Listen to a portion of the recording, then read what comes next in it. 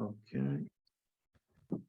Okay, good evening, ladies and gentlemen. I'm Gianluca Carrino, a senior analyst at AIEE Italy. It's a great pleasure for me today to introduce the speakers of the session Circular Economy and Energy Communities. Circular economy and energy communities are system solution framework that take global changes such as climate change, biodiversity loss, dependence on fossil fuels, waste, and pollution. During this session, we are going to focus our attention on different topics, all based on the principle of sustainability and responsibility. Speakers have around 25 minutes to present this research. For any questions, feel free to write them in the chat. The speakers will answer at the end of the speech. With all the pleasure, I will leave the rest of the first speaker to the author and presenter, Dr. Marina Bertolini. Welcome. She is a postgrad research fellow at the University of Padova, and she is going to talk us about renewable energy communities, benefits behind the self-consumption. Thanks in advance, Dr. Marina. The floor is yours. So thank you. I jumped to the first position. So let me check if it's okay. Okay. Just a second. Now I share my screen.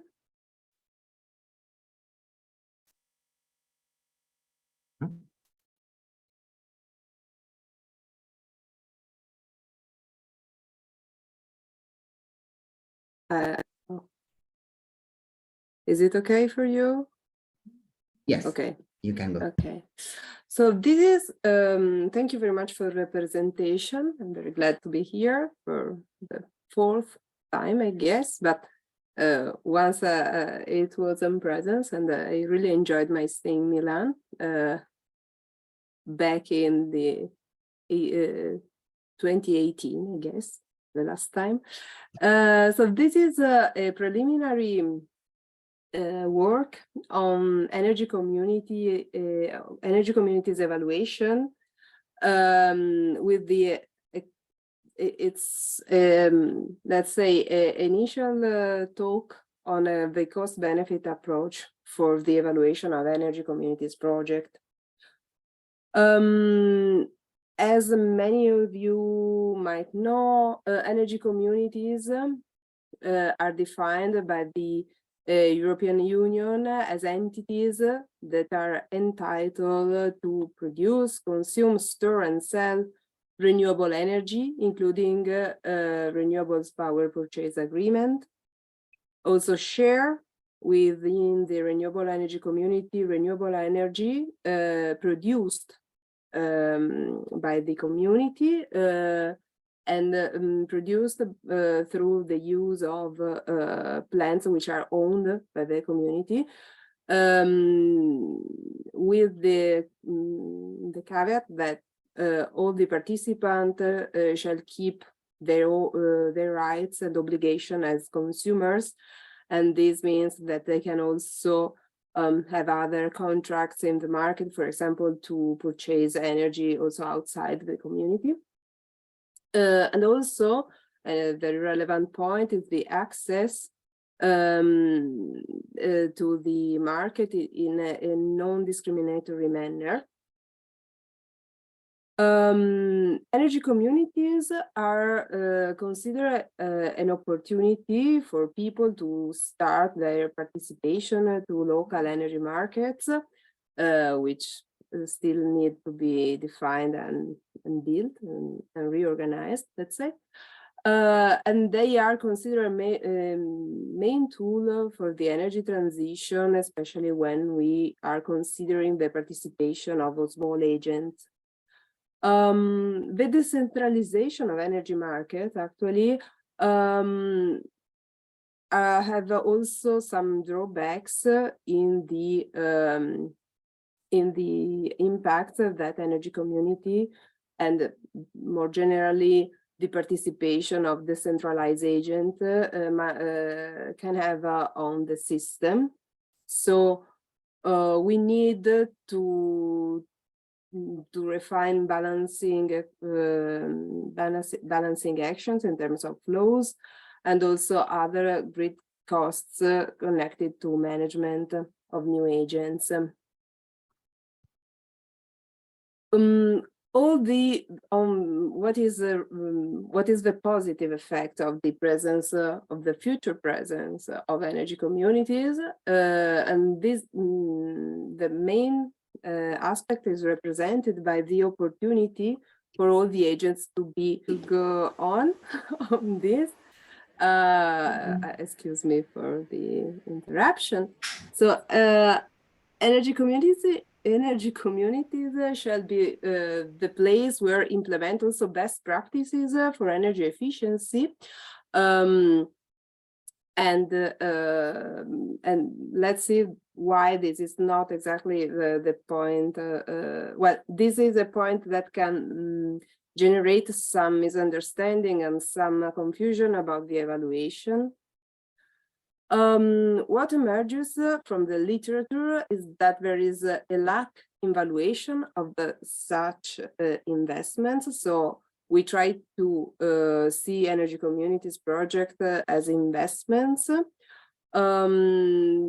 and the general approach is to see these initiatives as positive initiatives, and of course they are, because they allow for a wider participation and an efficiency in the use of energy, of course. But we need to consider their impact, both positive and negative impact, on the community, on the system, and on all the relevant stakeholders of the energy community. For example, the WILT in 2019 clustered a number of potential negative impacts that might arise by including different agents in a smart grid, including potential mismatch between costs and benefits for agents inside the community.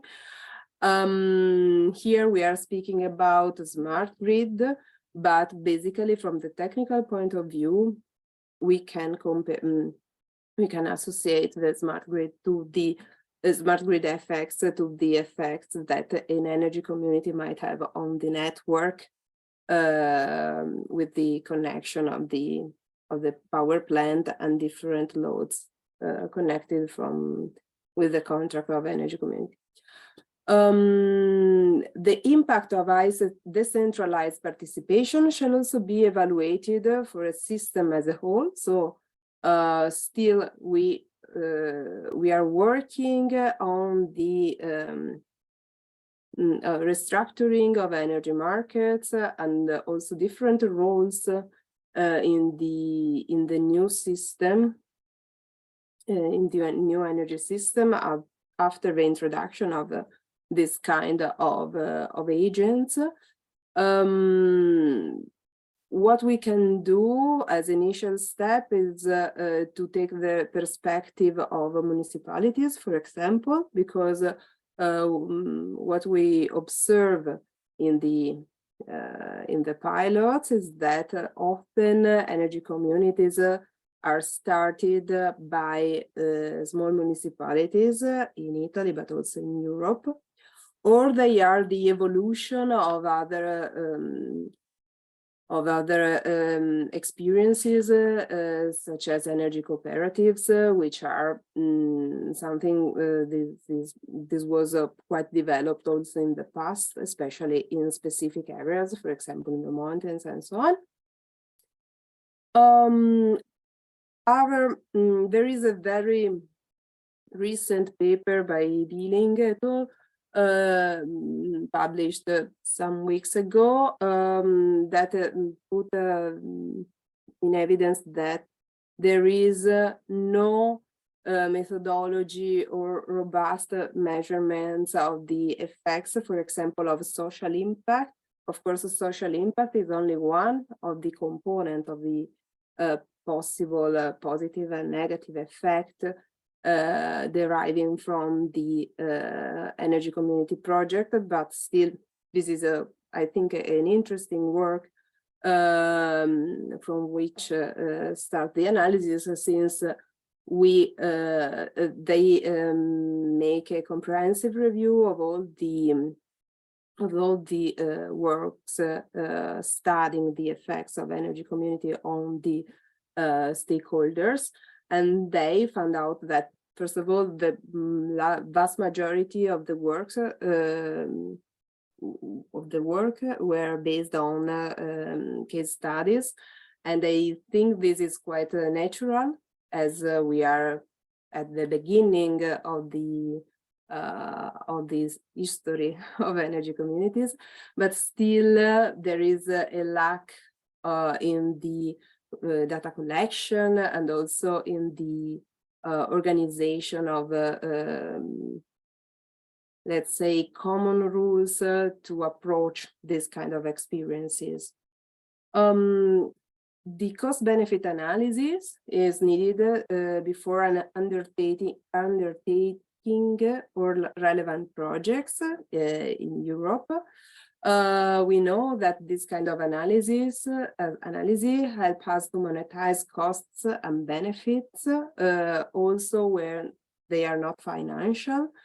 This is an exercise that shall be done with following a clear methodology, and often also the European Union provide us with guidelines which are applied to specific investment categories, for example, roads or networks, of course, speaking about electricity, and other kind of investments, especially when they are very huge. The cost-benefit analysis is an instrument for the decision maker and not the solution itself. This is a point that shall be highlighted, as sometimes we consider the cost-benefit analysis as the final decision for an investment, while what is relevant is the process in the evaluation of the specific investment. Cost-benefit is usually used to evaluate big investments. Given the boundaries for energy communities, we are not speaking about huge investments, because we have, at least in Italy, we have the directive that set the maximum power production to 1 megawatt. So the investment is not so high, but still this kind of instrument can be helpful to detect all the effects of the initiative. The last bullet needs to remind us that sensitivity analysis and risk analysis shall be a relevant part of the process of evaluation. From the guidelines, this is a table from the European Commission.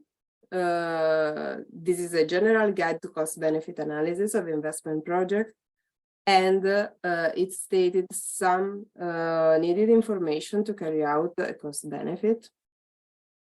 And I want to have a look only to a couple of these information.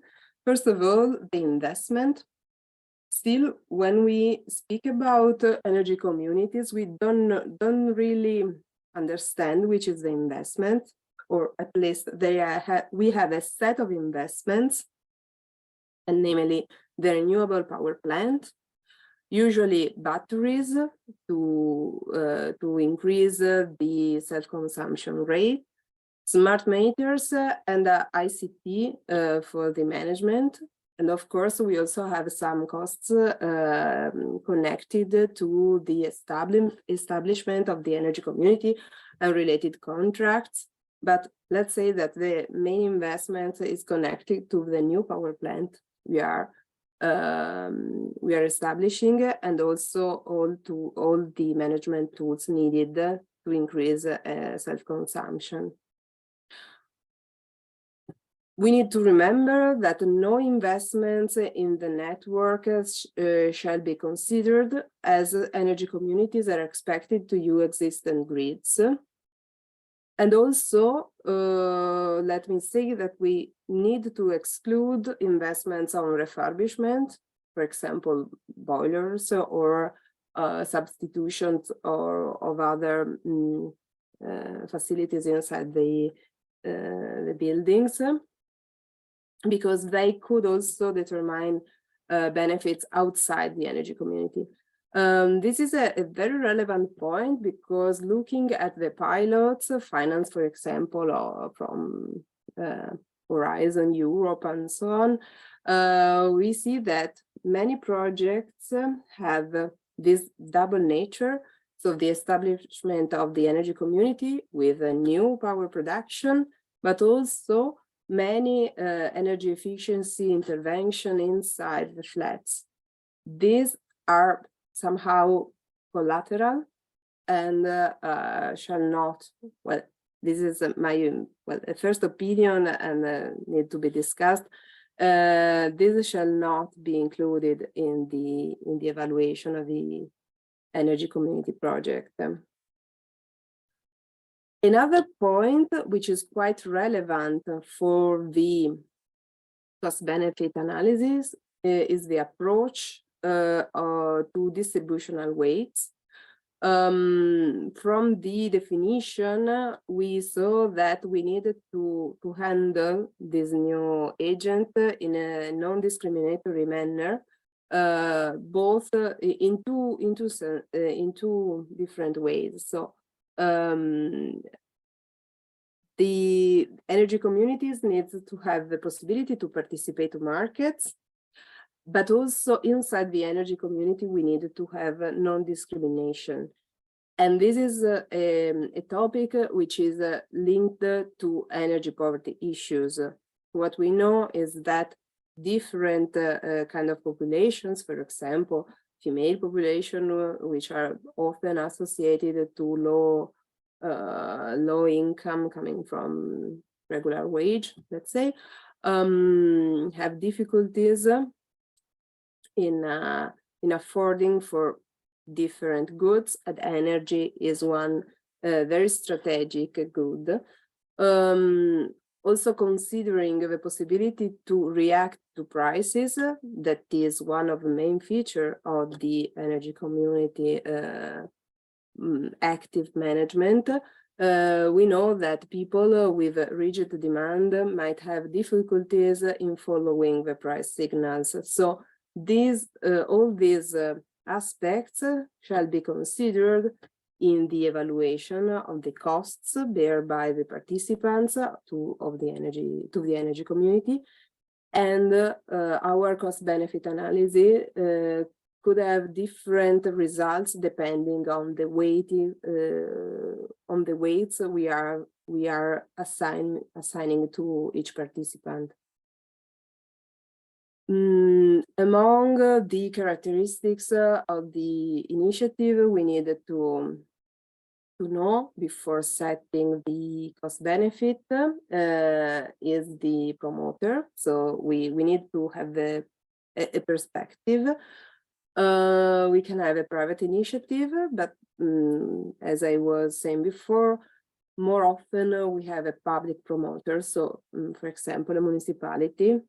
Also, the municipality now has the power to collect and coordinate many actors, given their role on the territory. Private initiatives are still present, but not so easy to handle, as you need to coordinate many actors. This is a slide which was supposed to be before. I'm sorry, but I was discussing it also without seeing this part. Okay, so this is, as I told you, a very fast and preliminary set of considerations to be taken into account while approaching energy community projects in the with the perspective of the cost-benefit analysis. So as a recap, we can say that CBR should guide also this kind of investments, and also we needed to have a more, let's say, precise idea of what the establishment of an energy community determines on the territory. It is an instrument for the decision maker, but we still need a methodology for this kind of projects. By now, often energy communities are considered positive per se, because they lead to democratization of energy consumption and production. They represent the future of the sharing, the so-called sharing economy. They also guarantee an efficient use of local energy sources, a sort of zero-kilometer energy, somehow. They imply an intense use of technology and data, which is often liked by most people, but nothing is positive per se. So this kind of approach, so a very wide approach to the management of energy, needs a careful balancing of market forces, because many agents with different level of endowments, physical but also intellectual, so many people could also have difficulties in understanding new contracts to be established in the energy community. And also we need to give weights to different stakeholders to really appreciate the value of the community. The use of local energy is a somehow no sense statement. System characteristics are not considered by now, or at least not enough, while deciding to establish or not an energy community. We need to know if the local grid has the capacity to support new investments, or if we simply need to reorganize the loads without including other investments. Also the use of data, which is very common, needs to be carefully understood and analyzed, as there are many privacy costs, for example. And also there are these privacy costs might have drawbacks in many areas, not only for marketing purposes, for example, but also in privacy issues. Sometimes people know when you are at home or not, and this can be a problem. The literature also often takes care of cyber attacks, for example. So many literature was produced about this ICT security problem, but information are also represent also a problem in the markets. So we might have some agents taking advantages from the information delivered through the data through the energy consumption data. The next step is to find out how to build a shared methodology for the evaluation of energy communities. Here we are speaking about cost-benefit analysis, but of course, many evaluation needs to be supported by data. So quantitative data, the quantitative evaluation needs a complete or at least wide data sets.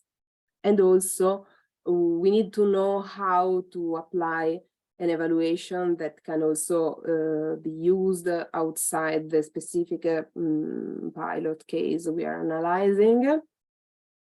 So the first next step I want to take is the review of pilots to detect at least the investment perimeter, because I also want to listen to the presentation of my colleagues, as I saw that someone is now presenting the benefits of the energy community outside the community, and also the promoters categories, because if it is confirmed that most of the time the initiative is public, then we might apply a specific framework for nearly public projects, and also balance the forces between risks and duties and benefits between the private and the public side. That is something that often happens when we have projects of public interest. Okay, thank you. Thank you so much, Dr. Bertolini. Really, thank you. The speech and the topic were really interesting. I don't know if someone has questions, because I didn't find any question in the comment below. So if the other speakers doesn't have any questions, we can jump on to the other speaker. I think that no one has a question. I don't know, maybe Dr. Gabriele? Probably. I would like to question her about if there is a role on the willingness to pay in respect to the cost-benefit analysis, as you largely mentioned, or it is quite an embryonal stage to define it in relation to energy communities. So are there any ideas, or it is like a work in progress? So I don't know. Okay, of course, this work is a work in progress, but the willingness to pay is now, well, usually is considered for the agents that need to decide whether to enter the community or not. This aspect is linked to also to the awareness of the potential participants with respect to the costs and the benefits they will have. Because the willingness to pay need to consider what I'm giving to the community to be part of it. And for example, I have another work with some colleagues here in Padova and in Brescia, connected to privacy costs. And we showed that when you include privacy costs in the evaluation of the potential agent in the energy community, of course, you have a change in the participation rate. So if the manager of the community decides to extract a lot of information from the participant, then the participation rate would decrease. So willingness to pay is linked to the awareness of what I'm paying, and it is not only the tariff. I need to, for example, to pay if someone is managing my community and tell me how I can consume my load more efficient, but also all the connected costs. But okay, this part is not specifically related to the cost-benefit approach, because usually we have, we monetize basically what is listed among the recognized costs of the specific investment. And this is the point. For energy communities, we still don't know exactly which is the investment more or less, because they are very country specific or pilot specific by now. So the work will lead, hopefully, to a categorization of possible costs and benefits and several approaches to evaluate them and monetize them when they are not financial, to approach this kind of project. Exactly like we can do with roads, networks, and so on. Okay. Okay, thank you very much. Thank you for the question. Thank you so much, Dr. Bertolini. Since we have not any other question, I think that we can move on the other intervention. So I will present the second speakers of this session, and it is the Dr. Enrico Gabriele, PhD in Civil Economy at LUMSA University. Dr. Gabriele is going to talk us about circular economy, patients, and industrial designs, the evidence from European countries. Thanks in advance, Dr. Gabriele, and enjoy the floor. The floor is yours. Thank you very much, Mr. Carrino, for introducing me.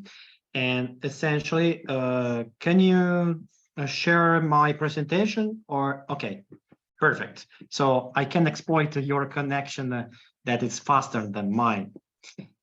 Okay, full screen, perfect. This empirical paper aims to disentangle the perception of vagueness when we talk about the circular economy, because one of the strongest riddles underneath the concept of circular economy is that most of the people, and unfortunately also researchers and entrepreneurs, is that circular economy has not universally accepted definition. So can you go on with the slide? Next slide. Next one. Okay, perfect. So you have an exhaustive oversight of the general research I did, where we can clearly say that circular economy suffers from the fact that it is a relatively young argument. So most of the definitions started in 2012 after the MacArthur Foundation, and some journals like studies from Journal of Cleaner Production that have the majority of definitions related to circular economy. You will count rough definitions and a number of school of thoughts. That all these methods are flawed because they fail to recognize the macroeconomic scope of a circular economy. And it is the fact that it has a macroeconomic scope that should suggest us that we should find a better and simpler way to interpret the circular economy. And curiously, surprisingly, it stems from intellectual property rights, in particular patents and industrial designs. So essentially, one of the best insights of this paper is that the Sankey diagram data are so informative that they worked well to detect the role of these intellectual property rights. And in particular, they found out that patents are effective all over the entire sample of my empirical research. I did the whole Europe, while effects of industrial designs must be restricted to only a selection of 6 European countries, the so-called inner 6 countries, the founding members essentially of the European energy community, and so all the other agreements with a European perspective. So next slide. Next slide.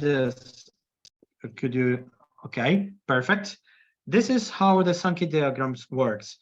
I shaped the figure in which I outlined in the light red box all the information I used for my calculations, but I restricted them I suppressed them into those data that are confined within the dark red box, dark red dashed box you can see there.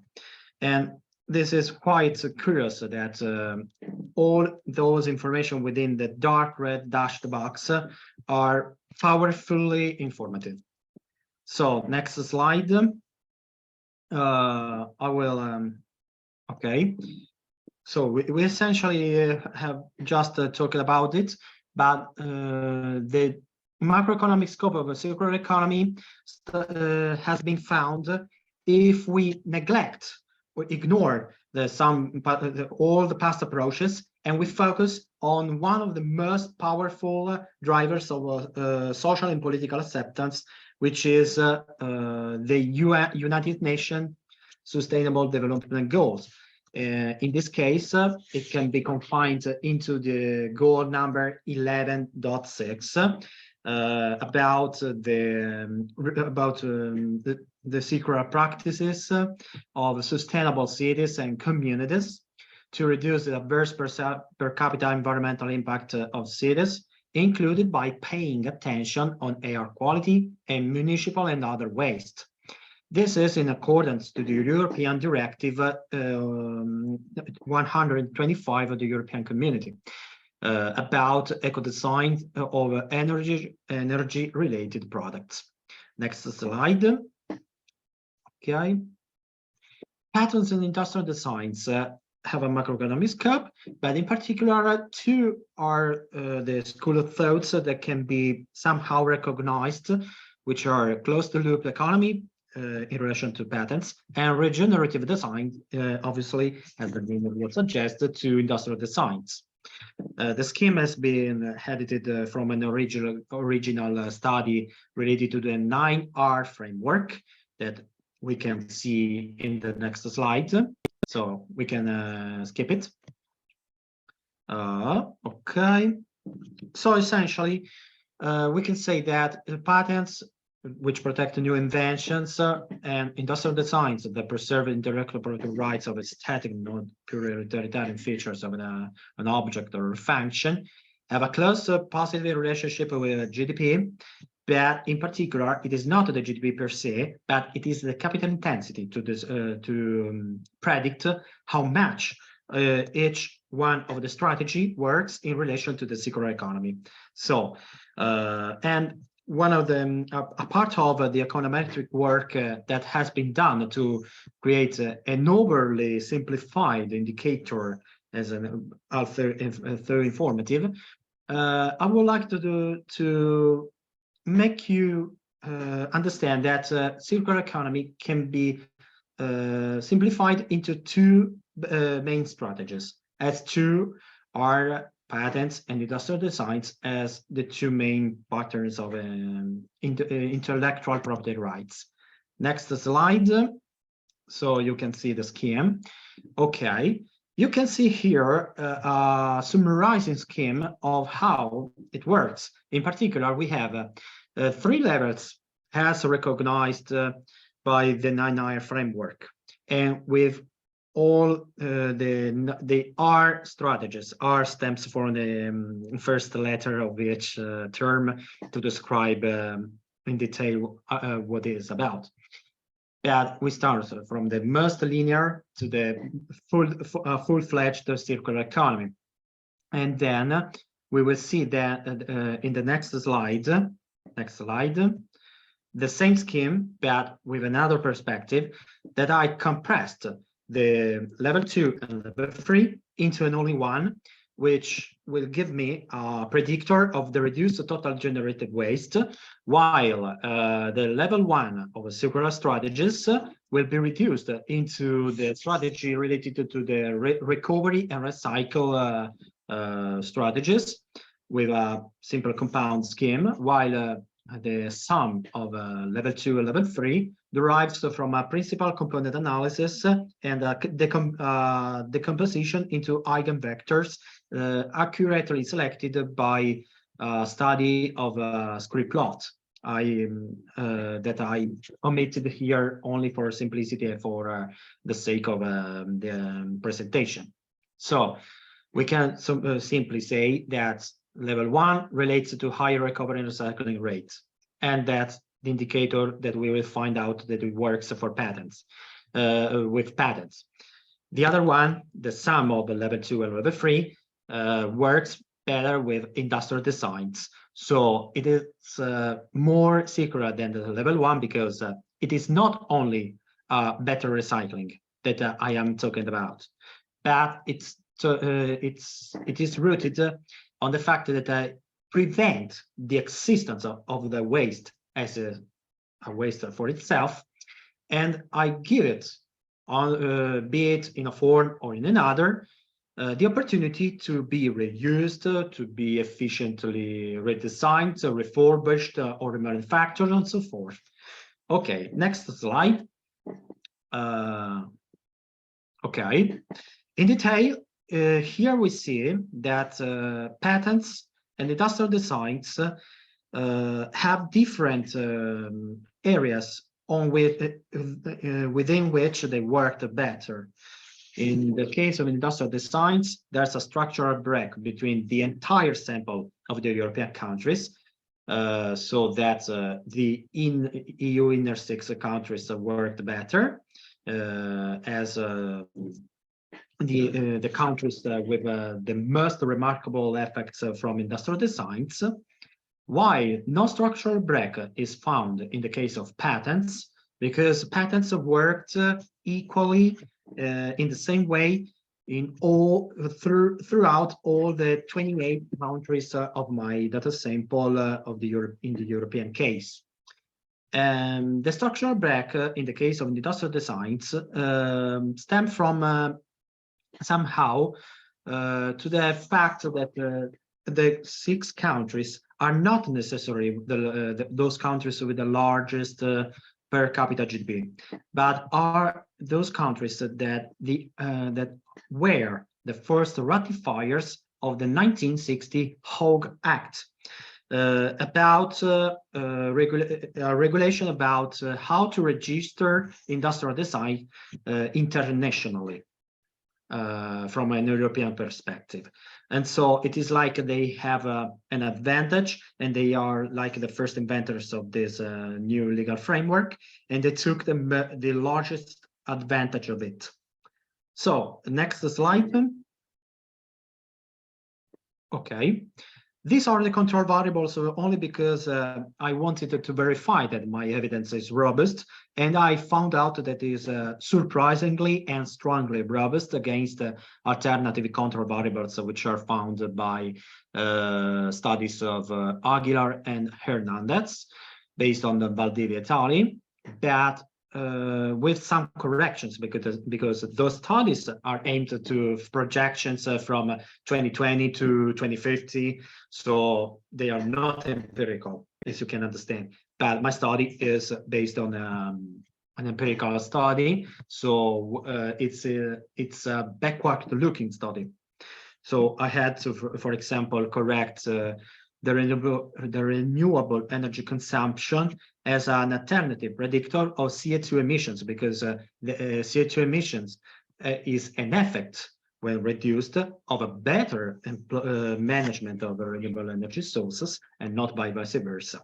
So it is like a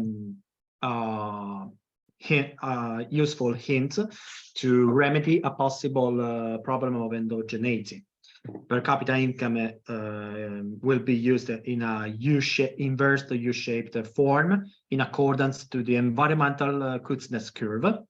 And employment population simply is a predictor of the lifestyle, because it is found by a number of studies that the higher the employment rate of the population, and the higher is the tendency of people to produce waste, urban waste or other kinds of waste, or the like. Okay, next slide, and it will be the last about my empirical results. Next slide. Okay, perfect. Here we have a total summarizing synthesis about all the discussion we made so far. In detail, we can see the dark green boxes highlighting the most remarkable and significant statistical evidences I discussed and compared, so that we have a positive side in column number 1 about recycling and recovery rates, and it confirms absence of structural break, while the other dark green box under column number 7 about total bed disposal waste that tell me that the capital intensity from industrial designs reduced the total bed disposal waste. So other control variables are negligible, except of renewable energy, which are beneficial to reduce the total bed disposal waste rather than increasing the recycling and recovery rates. So we can, at the end, conclusions. So no, okay, perfect. To be honest, this study needs further research, not necessarily because the evidence is insufficient. It is statistically significant, and I plotted only the most significant, and I solved endogeneity issues and verified their absence under alternative cases. But it would be fascinating to extend these studies at the whole world level. And to better untangle each one of the 9R, and not to rely on only 2 strategies and have a summarizing predictor, because it would be one day great help to find alternative approaches towards circular economy. But one of the legal difficulties to overcome stands on the extended producer's responsibility, which has 10 different legal frameworks only within Europe. So we need to harmonize it, and in turn, we will be able to harmonize the data analysis and data collection for future studies about it. Thank you for your attention, and I'm available for any questions if desired. Thank you so much, Dr. Enrico Gabriele. Thank you so much for the topical and extremely interesting subject. It was really interesting. I don't know if someone has questions, since there are no questions in the chat room. We just wait maybe 1 or 2 minutes in order to understand if the other speakers has some questions to do it. Otherwise, we can jump to the other speaker, or maybe we can leave the last 10 or 5 minutes in order to leave the people asking questions. Okay, thank you again. So let's go to the last speaker. The last speaker is Dr. Nicola Sorrentino. I don't know if it is here because it has some connection problem. Maybe it's coming back. Okay, Eccolo. I am here. Hi, Okay. Hi, Dr. I'm Nicola here again. Sorrentino. Yeah, I just do Perfect. a fast presentation. In fact, since 2004, he has been a researcher in electrical system energy at the University of Calabria. Dr. Sorrentino is going to talk us about the renewable energy communities benefits behind the self-consumption. Thanks in advance, Dr. Sorrentino. The floor is yours. Yes, just a minute. I will share my screen. Just a minute. As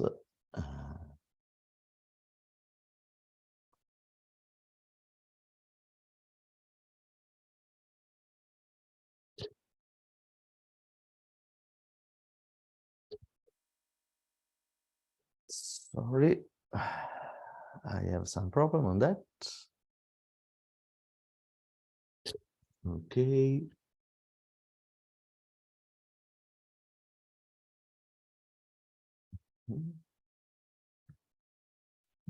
If you need some help, okay. maybe. Okay. Okay. Otherwise, you can send the presentation to our. Okay. Okay. You will see my screen, yeah? Yes, we can. So. Okay, perfect. Thank you. So, good evening to everyone. I will present, as said, my paper that is regards renewable energy communities, and in particular, we discuss about benefits behind the self-consumption. What does it mean? It means that we want to just a minute. Okay, I have a double screen, and so as we discussed previously as by Marina, the basic aim of a renewable energy community is to perform some targets regarding social benefits and so on. I don't repeat because they are well discussed and described by Marina, sorry. But and the main benefits is related to the involvement of the citizen in self-consumption of renewable energy. So all the incentives that exist in the country in which renewable energy communities have been proposed and have been stimulated to be created, the only value that is performed in order to have such incentive is in terms of self-consumption.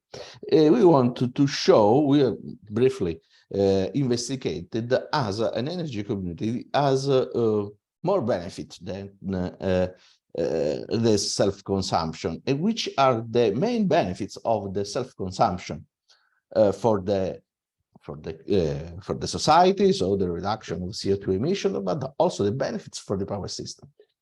And also we can show how different is the benefit for the power system, how this kind of the self-consumption is performed.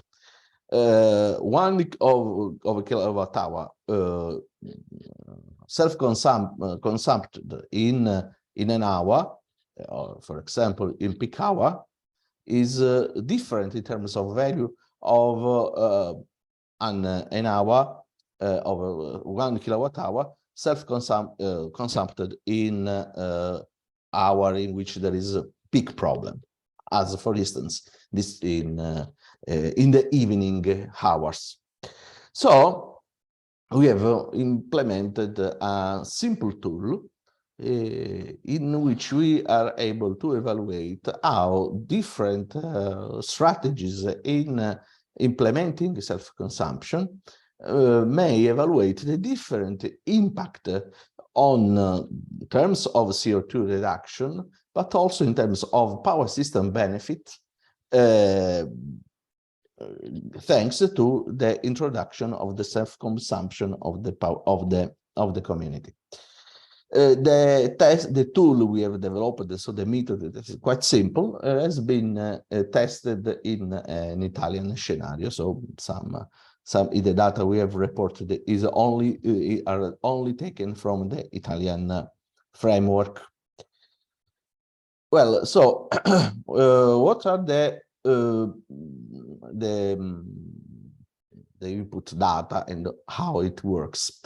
The starting info, which we have developed this kind of evaluation, are the data collected on final users by smart meters on hourly based. We have considered 100 smart meters on real profile. So we have considered an aggregated profile by simply summing the profile of each smart meter, and this represents a energy community. Okay. Then we have considered renewable sources, a renewable plant, a photovoltaic plant for in this case, which is a community plant. So the basic idea is that this community has to share as much as possible energy produced by this plant. So the resulting is the REC profile, which is the difference between the load profile and the PV profile. And so it represents how the energy that has been exchanged with the power system by the community. Regarding this profile, so the REC profile, we can evaluate through index in practice. The first index regards the CO2 emission that we have in terms of energy that has been used from the power system. And so considering the content of the energy of the CO2 in each hour of the period of the day and of the year, that is obviously different, as in each hour we have an energy mix, fuel mix quite different. So the CO2 content of the kilowatt hour used in the network is different. We have considered the critical hours, that means the quantity of energy that the community will absorb by the system in hours which are particularly critical for the power system. Critical hours means that in such a period, such hours, the power system may have cost. There is a high probability to lose load, and so is expensive for the transmission system operator to buy resources by the ancillary service market. So critical hours is an and the energy absorbed in critical hours is an index on how the community help or does not help the power system in his operation. And then obviously the third index we may evaluate is the quantity of self-consumption. That is the quantity of energy that is produced by the PV profile is absorbed by the load of the community. This simple tool has been evaluated considering two cases different. The first case is we have denoted as ECP, is an energy community profile in which we have considered only the photovoltaic plant and the load. A second community is a community in which besides and with the PV system, we use a storage system. This storage system, so we are able to shift the energy that is produced in some hours in hours in which there is no PV production. And so we can see how the effect of the use of a storage system and is benefits, if benefits can be evaluated. Well, first of all, we may calculate and compare the basic profile, that is a community, the aggregation of the load which forms the community without the PV system, and with the energy community with the PV. Okay, with the power PV plant. As we can see in the dot red and the dot curve, we have the results with the PV, while in blue continuous line there is the results regarding the basic profile. We plot for a typical day, for a sample day, not typical, the CO2 that is caused by the aggregation, by the energy community profile. That means the energy that is shortcoming by the network. And so you can see here that when we use the PV system, previously we have a reduction of energy, okay, a reduction of CO2 emission, okay, because we cover the energy we need by the PV system. Obviously, we have considered a typical day in winter period and in summer period. As you obviously the effects are completely different, as the PV production is quite different. So we have more benefits in the period in the summer period. It is interesting to see that the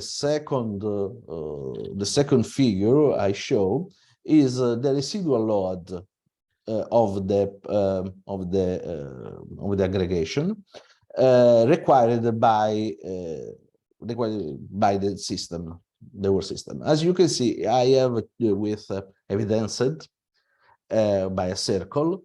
You can see that there is a very high variation of the power, bigger high variation of the power in the afternoon, as the PV system has decrease its production, and so the power required the power to the network increase very fast.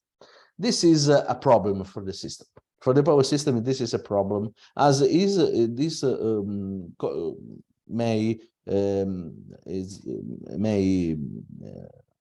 took place some activity of the transmission system operator, and this is cost of ancillary service market. So we have a benefit in terms of CO2 emission, but we have a problem to the power system. We have introduced the problem to the power system. So more cost. Besides, thanks to the use of the energy community, the number and the power required by the aggregation in critical hours, in general critical hours in our system is in the middle of the day in summer, but in the evening in the winter. So in the summer we have a lot of reduction of energy required by the aggregation in critical hours. So we have a contribution to the system reliability. So if on one end we may introduce a problem to the power system, as there is a steepest variation with the load that has to be served by the power system, in the benefits in terms of load reduction in critical hours is okay. So it's a good effect. Here I have just reported the results that show how much CO2 we have obtained using introducing the energy community. As you can see that as a fact, we have an increase. We have an increase of load power in more than 200 critical hours respect to the basic case, and we have this self-consumption that is quite good. Okay, if compared with the total production of the PV system, as you can see here, the production of PV system is more or less 200 megawatt hour, and of this 200 megawatt hour, 133 megawatt hour are self-consumpted. So there is an high value of self-consumption. If we introduce and we use also besides the PV system, a storage system, what happens? Well, the storage system allows to store energy that is in excess in the peak hours, in the daily hours, in the storage system, and can be used in the evening, okay, when the sun is going down, etc., etc. The fact, what is the fact? Obviously, the increase on self-consumption is quite understandable for everyone.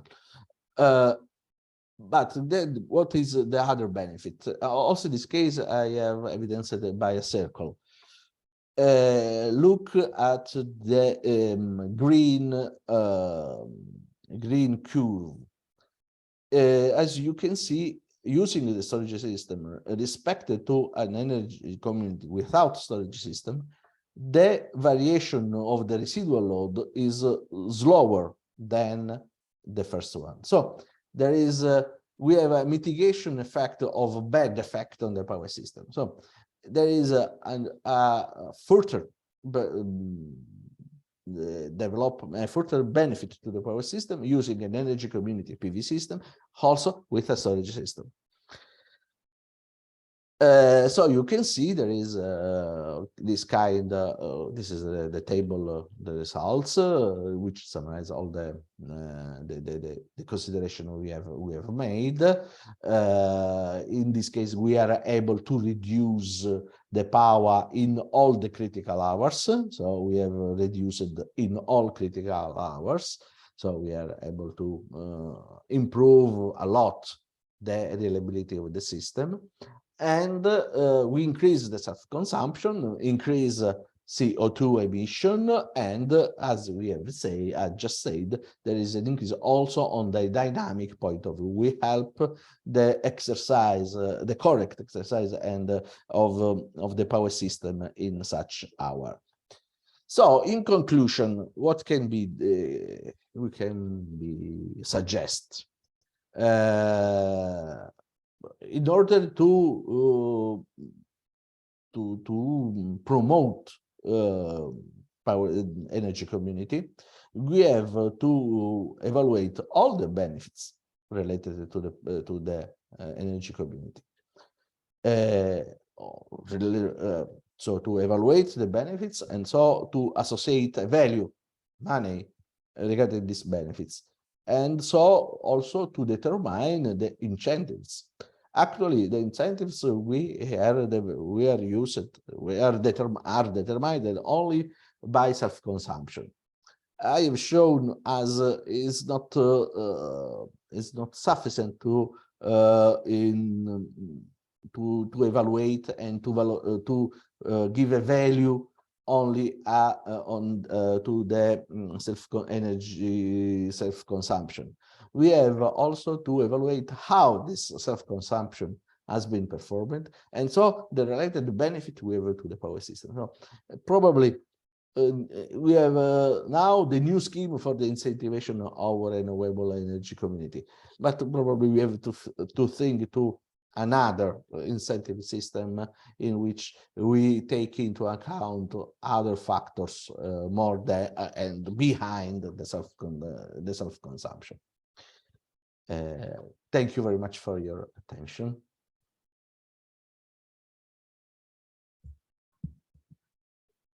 Thank you so much, Dr. Nicola Sorrentino. It was really interesting. Since there are no questions in the chat room, I think that we can just wait some minutes for some questions. I don't know, maybe in the chat or the other speakers. Maybe Marina. Oh, thank you, Marina. Yeah. So thank you, Nicola, for your presentation. I think we got some points in common now. So also the title of your presentation is more focused on benefits, but actually you show that energy communities, depending on their consumption path, loads might determine both benefits and costs. So I think that the incentives and also contracts with local DSOs or whatever can guide also the decision about where to set energy communities, because sometimes they are not so useful. One question I had was related to the smart meters you used. So the data are real data or some? Okay, so you. Yes, we have real data because in other project we have developed some smart meters that they are produced by by our department, in which we have a timestamp of 5 seconds. In this case, is not is too narrow this the 5 seconds of a measurement, but we have aggregated in 1 hour or a quarter of hour. We can decide how, and so we have really monitored the real data of residential data. Okay, thank you. If you can, if it is possible to have a reference of your published work or the databases, I would be very glad to see, to read them and to yes, check them. you can write me in my email, and I can share some data. There is no problem for research purpose. There is no problem, obviously. Thank you very much.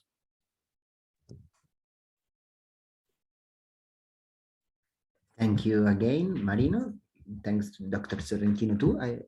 Since we don't have any questions, I would like to thanks to all speakers and attended for the participation and the interest.